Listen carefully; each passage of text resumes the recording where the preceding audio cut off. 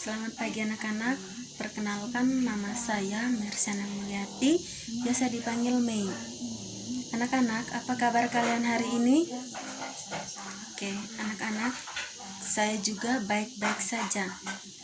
Nah, anak-anak, sebelum kita mulai pembelajaran, terlebih dahulu ibu akan absen supaya saya mengetahui bahwa siapa yang hadir dan siapa yang tidak hadir pada pagi ini. Oke anak-anak, karena hadir semua, sebelumnya tolong atur duduk sesuai tempat duduknya masing-masing. Oke. Nah, anak-anak, satu orang pimpin doa. Anissa yang pimpin doa. Oke. Anak-anak, hari ini ibu akan menjelaskan tentang mengidentifikasi karakteristik geografi Indonesia sebagai negara kepulauan atau maritim dan geografis serta pengaruhnya terhadap kehidupan ekonomi, sosial, budaya, komunikasi, serta transportasi. Nah, anak-anak, tujuan pembelajaran kita hari ini yaitu agar anak-anak mengetahui apa pengaruh letak astronomis dan letak geografis di Indonesia, dan apa yang dimaksud dengan negara maritim dan negara agraris. Anak-anak, pengaruh letak astronomis dan letak geografis di Indonesia. Berdasarkan letak astronomis, maka Indonesia memiliki iklim tropis dan pembagian waktu di wilayah Indonesia. Dengan letak astronomis di Indonesia memiliki 3 pembagian, yaitu waktu Indonesia bagian barat, waktu Indonesia bagian timur, dan waktu Indonesia bagian tengah. Kondisi geografis suatu wilayah yaitu keadaan muka bumi dari aspek letak, cuaca, iklim, relief, jenis tanah, flora dan fauna, serta sumber daya alamnya. Secara geografis, letak Indonesia termasuk sangat strategis karena Indonesia juga memberi pengaruh banyak hal hingga terbentuk kondisi geografis Indonesia yang unik dan beragam. Keadaan Indonesia pun mempengaruhi keadaan penduduk Indonesia seperti pekerjaan, pola pemukaan, serta sektor ekonomi dan perdagangan. Anak-anak, negara maritim. Indonesia dikenal dengan negara maritim, dan yang dimaksud dengan negara maritim yaitu negara yang daerah teritorial lautnya lebih luas daripada daerah teritorial daratan. Dengan kata lain, negara maritim yaitu negara yang menyandang predikat negara kepulauan. Nah, anak-anak, kenapa Indonesia sebagai negara maritim? Hal ini dikarenanya negara Indonesia merupakan negara kepulauan dan 2/3 wilayah Indonesia merupakan lautan dan 1/3-nya merupakan daerah daratan. Indonesia seperti yang telah dijelaskan merupakan negara kemaritiman, di mana kondisi Indonesia yang lebih banyak daerah perairan daripada daerah daratan. Kondisi inilah yang membentuk budaya Indonesia menjadi budaya yang lebih merujuk pada budaya kemaritiman, yang masyarakat lebih banyak berprofesi sebagai nelayan pada daerah pesisir.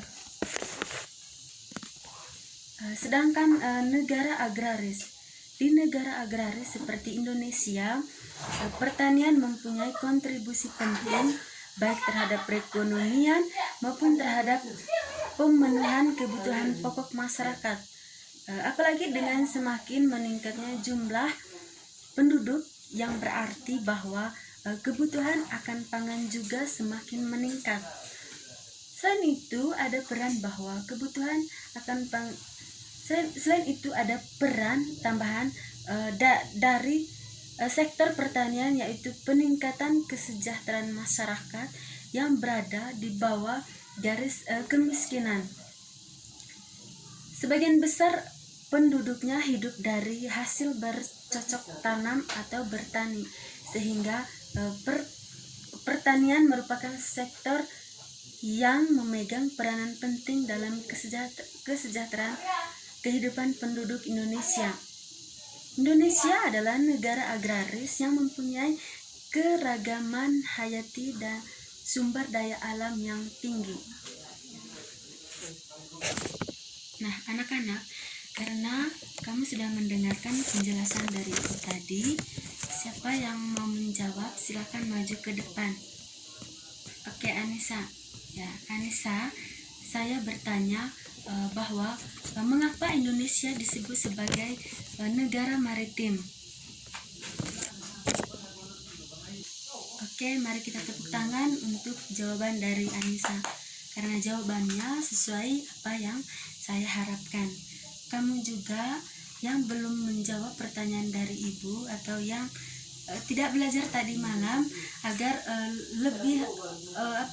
lebih belajar dari Anissa, karena Anissa itu menurut saya dia sangat pintar, terus orangnya giat.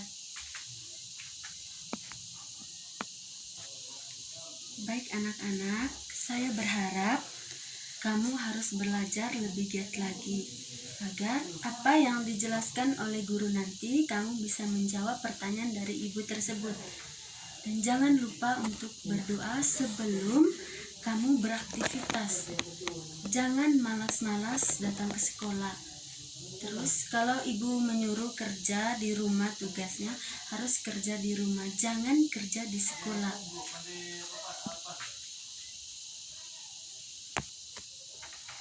Anak-anak, ini namanya peta Indonesia. Nah, ibu akan membagikan kamu dalam bentuk kelompok. Kelompoknya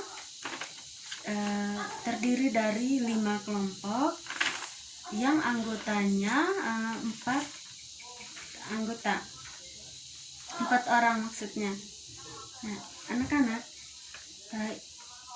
di sini ibu memberikan tugas kepada kelompok. Kamu kerjakan di rumah dan kerjanya harus berpartisipasi semua.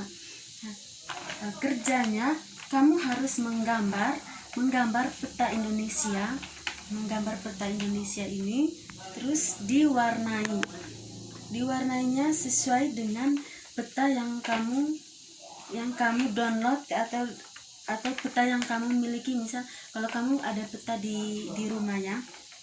Nah, anak-anak, sedangkan kalau tugas individunya, anak-anak, untuk tugas individunya tadi, kamu buka halaman 24, kerjakan nomor 1, 2, dan 3. Kerjanya sendiri-sendiri, bisa kamu membimbing dengan orang tua, kakak, atau siapa, tapi kerjanya di rumah, jangan kerja di sekolah ya. Untuk tugas individunya itu tadi saya periksa minggu depan. Oh ya, maaf anak-anak, tadi saya lupa bahwa dalam tugas kelompoknya tadi kamu harus tulis apa saja yang perlu kamu perhatikan dalam pembuatan peta. Oke anak-anak, sebelum kita mengakhiri pembelajaran, saya harap apa yang saya berikan tadi atau apa yang saya sudah jelas tadi, kamu harus belajarnya di rumah dan jaga kesehatan kamu.